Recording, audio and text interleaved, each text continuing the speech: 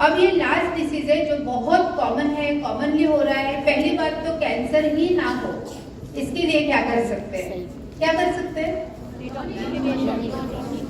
अच्छे सप्लीमेंट लेना है अच्छे सप्लीमेंट लेना है, लाइफस्टाइल को अच्छे न्यूट्रिशन फ्लो, खान पान का ध्यान रखो, लाइफस्टाइल चेंज करो। ओके, खुश रहो एग्जैक्टली, खुश रहो, सब कुछ अच्छा है। एक सबसे बड़ा बदलाव कर सकते हैं, वो है कि जितने प्रोडक्ट मोदी केयर बनाता है वो बाहर से मत लाओ। है ना? हमारा साबुन है, टूथपेस्ट है, हर चीज तो अच्छी है, मतलब मार्केट से तो बेटर क्वालिटी है। कम से कम इसमें हार्मफुल केमिकल्स का यूज नहीं किया गया है। तो अभी तो पिज्जा, पास्ता, सॉस हर चीज आ रहा है ना, सब चीज एटलीस्ट हमें बताए कि बेस्ट क्वालिटी है। तो घर में वो चीजें मत लाओ जो मोदी केयर बना रहा है। तो आपके अंदर कार्सिनोजेंस कम जाएंगे, कैंसर कॉजिंग एजेंट्स ही कम जाएंगे, तो कैंसर के चांसेस वैसे ही निग्लिजिबल हो जाएंगे। लेकिन अगर हम साथ में सप्लीमेंट्स का भी यूज करते हैं तो और अच्छी बात है। और अगर इसके बावजूद जिसको हो चुका है उनको ये ट्रीटमेंट फायदा करेगा, जिसमें नोनी डिटॉक्स है, क्रील ऑयल एंड मल्टीविटामिन। ये आप किसी भी टाइप का कैंसर हो, मतलब इंटेस्टाइन का हो, ब्रेस्ट कैंसर हो, यूट्रस मतलब सर्वाइकल कैंसर हो, कोई भी कैंसर में सप्लीमेंट्स हम दे सकते हैं। बट अगर कोई पूछता है कि भाई 4th स्टेज का कैंसर है मैडम, ठीक हो जाएगा क्या? तो ऐसी कोई गारंटी हम ले सकते हैं? नहीं ले सकते। पूरा किसी भी इंसान का अगर 1st स्टेज का भी है तो हम गारंटी नहीं ले सकते। हम क्या कर सकते हैं, मैं भी आज भले कितने पेशेंट ठीक हो गए होंगे, मैं एक ही बात बोलती हूँ, आज आपकी जो कंडीशन है इससे बेहतर रहेगी। कितनी बेहतर रहेगी वो अभी नहीं बता सकते। तो आप इसको हो सकता है वो ठीक भी हो जाए पेशेंट, लेकिन ये तो अच्छी बात है। लेकिन हम अगर कमिट कर देंगे नहीं नहीं ये बिल्कुल ठीक हो जाएगा, ये गलत बात है। तो हमें ट्रीटमेंट देते वक्त ही कहना है कि हमारे सप्लीमेंट से आपकी सेहत में बहुत सुधार होगा, बहुत ड्रास्टिक इंप्रूवमेंट आएगा। कुछ पेशेंट ऐसे भी है जिनको 12 कीमो बताई गई थी, फिर हमने ये ट्रीटमेंट शुरू कर दिया और उस पेशेंट का 4 के बाद डॉक्टर ने बोला आप जरूरत ही नहीं है, आप क्या कर रहे हो, डॉक्टर भी सरप्राइज। तो ऐसे भी केसेस है, ऐसे भी रिजल्ट है। लेकिन क्या हम पहले ही बोल सकते हैं कि नहीं आपको कीमो की जरूरत नहीं है, आप ये ले लो? नहीं। तो ओवर कमिट नहीं करना है, हमें उनके लाइन ऑफ ट्रीटमेंट के साथ साथ ही शुरू करना है।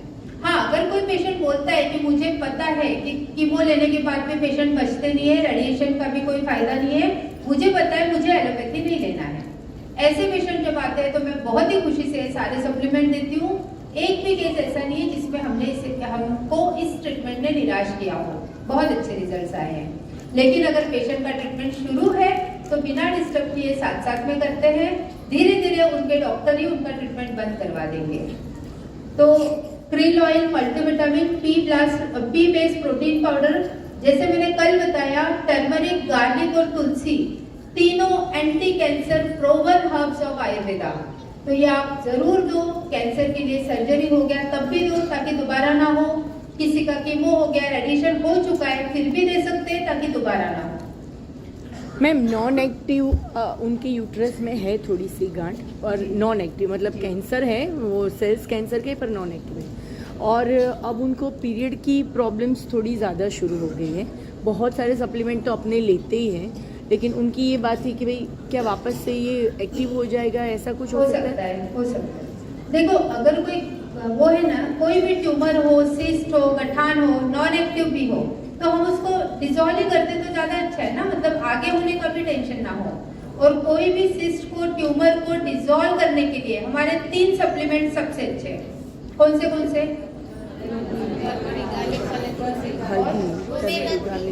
हाँ यस, टर्मरिक, गार्लिक और ओमेगा 3। ठीक है, मतलब क्रील ऑयल दीजिए, krill oil is always best.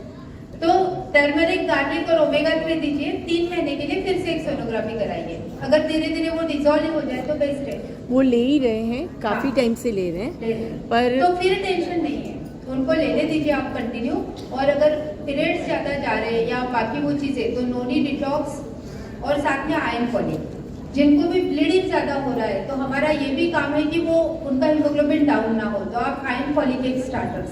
उन्होंने ना ये पीरियड की वजह से अपना फ्रीडम स्टार्ट करा, और 1 महीने तो अच्छा रहा, लेकिन मतलब नहीं आ रहा था उतना ज़्यादा, वो रेगुलर हो रहा था।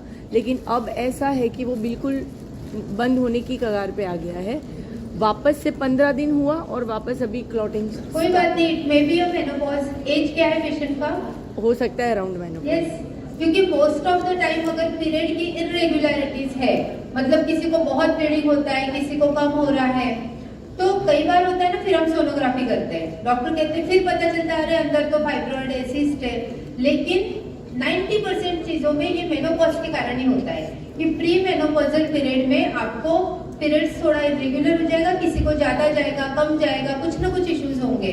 उसमें फ्रीडम काम कर सकता है प्रॉपरली? फ्रीडम ले रहे हैं फॉर डिस्मेनोरिया।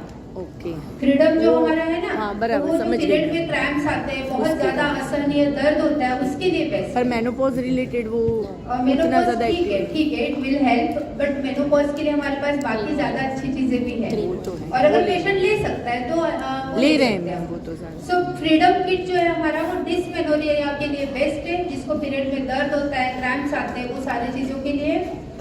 मेनोपॉज के टाइम के लिए हमारे पास ओमेगा 3 है, नोडी डिटॉक्स है, अश्वगंधा ब्राह्मी है, आयरन फॉलिक है, प्रोटीन क्रेस्ट है।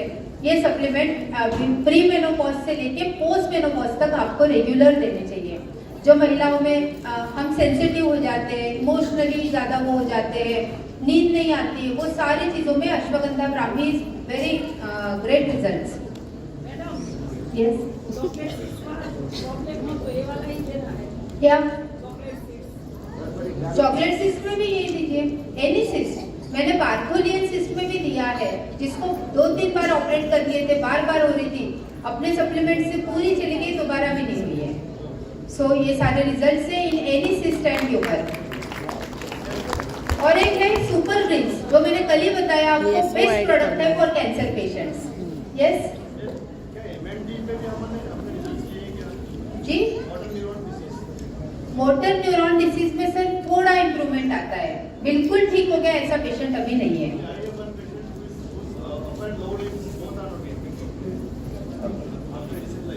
अभी इसमें कोई मेरे पास पूरा कंप्लीट टेस्टिमोनियल नहीं है। So thank you. और कुछ अगर इन जनरल क्वेश्चंस है तो हम बाद में बात करते हैं। सर टाइम हो गया है, अखिलेश सर टाइम हो गया है।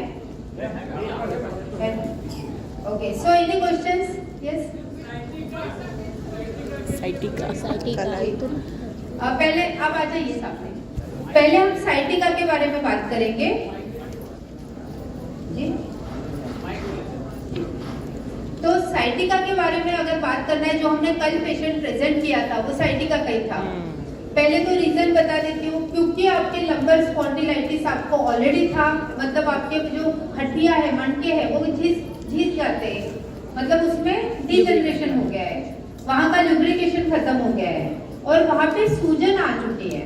और यही स्वेलिंग है जो आपके साइटिका नर्व को कंप्रेस करती है। मतलब हमारे लंबर स्पाइन से लेके नीचे तक एक नर्व आती है जिसका नाम है साइटिका। अगर वो कंप्रेस हो रही है तो पेशेंट को साइटिका बोलते हैं। अब इसमें जो हम लाइन ऑफ ट्रीटमेंट देते हैं, इसमें हमें सारी चीजें कवर करनी है। मतलब हमें नर्व के लिए भी अच्छी चीजें देनी है, जिसमें आप इंटेलेक्ट और बी कॉम्प्लेक्स दे सकते हैं। सूजन को कम करना है, जिसके लिए हम गार्लिक टर्मरिक देते हैं। क्योंकि हमें लुब्रिकेशन भी करना है तो हम ग्लूकोजामाइन और क्रिल ऑयल भी देंगे और कैल्शियम D3 तो पक्का देंगे। आया समझ में?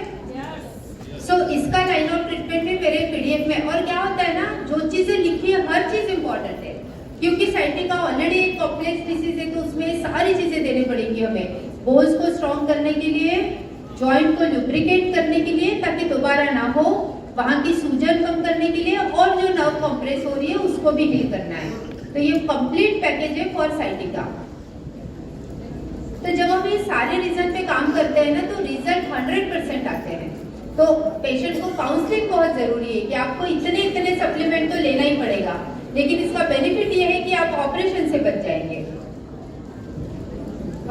सो नेक्स्ट, मैडम फूड का